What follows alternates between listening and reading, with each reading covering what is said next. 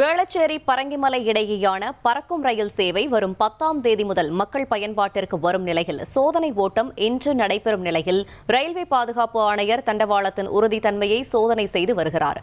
அந்த காட்சிகளை பார்த்து வருகிறோம்.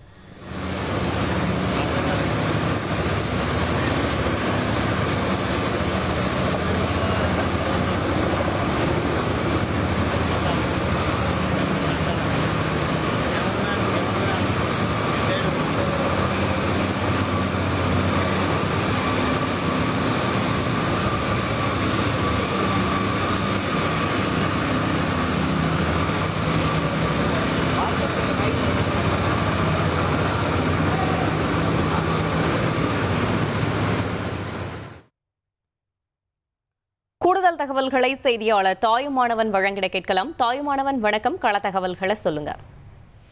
வேளச்சேரி பரங்கிமலை இடையே ஒரு 5 கிலோமீட்டர் தொலைவுக்கு பறக்கும் ரயில் சேவை திட்டம் கடந்த 15 ஆண்டுகளுக்கு மேலாக நிறைவு பெறாத ஒரு சூழல் என்பது தொடர்கதையாக இருந்து வந்தது. குறிப்பாக நிலம் கையகப்படுத்துவதில் இருந்த பிரச்சனையின் காரணமாக இந்த திட்டம் தொடர்ந்து தாமதமாக பணிகள் என்பது நடைபெற்று வந்த நிலையில் தற்போது பணிகள் நிறைவு பெற்று பொதுமக்கள் பயன்பாட்டுக்கு கொண்டு வருவதற்கு திட்டம் தயாராக இருந்து வருகிறது. இந்த நிலையில்தான் வேளச்சேரி பரங்கிமலை இடையே இந்த பறக்கும் ரயில் சோதனை ஓட்டம் என்பது தற்போது நடைபெற்று வருகிறது.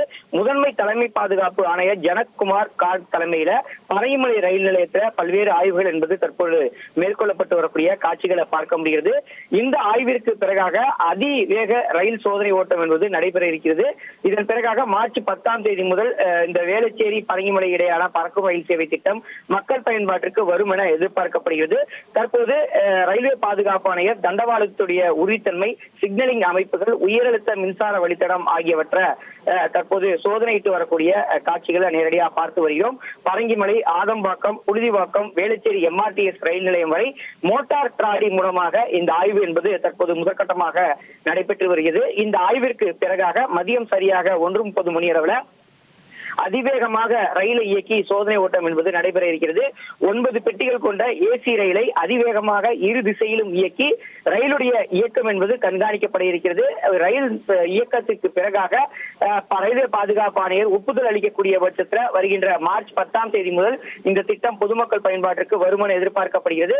ஏற்கனவே எழும்பூர் ரயில் நிலைய மறுசீரமைப்பு பணிகள் காரணமாக புறநகர் மின்சார ரயில் சேவை என்பது பாதிக்கப்பட்டிருக்கக்கூடிய ஒரு சூழல்ல இந்த ரயில் திட்டம் பயன்பாட்டுக்கு வரக்கூடிய பட்சத்தில் மாற்று வழி திட்டமாக இந்த ரயில் நிலையங்கள் இருக்கும் என எதிர்பார்க்கப்படுகிறது. எனவேதான் இதனை முன்னிலைப்படுத்தி தற்போது ரயில்வே தரப்பில் அதற்கான பணிகள் என்பது மேற்கொள்ளப்பட்டு வருகிறது. தகவல்களுக்கு நன்றி தாயுமானவன். 1,27,00,000 மனங்களை வென்ற தந்தி டிவி யூடியூப் சேனல். தவிர்க்க முடியாத தம்ப்நெயில்ஸ், கலக்கலான கான்டென்ட்ஸ். நீங்களும் இந்த குடும்பத்தில் இணைய இப்பவே சப்ஸ்கிரைப் பண்ணுங்க. அசுரபலம் கொண்ட எங்கள் டிஜிட்டல் கரங்களில் உங்கள் விளம்பரங்களை சேர்க்க வாட்ஸ்அப் பண்ணுங்க. 893988883778. Email advtthanditv@dttv.in.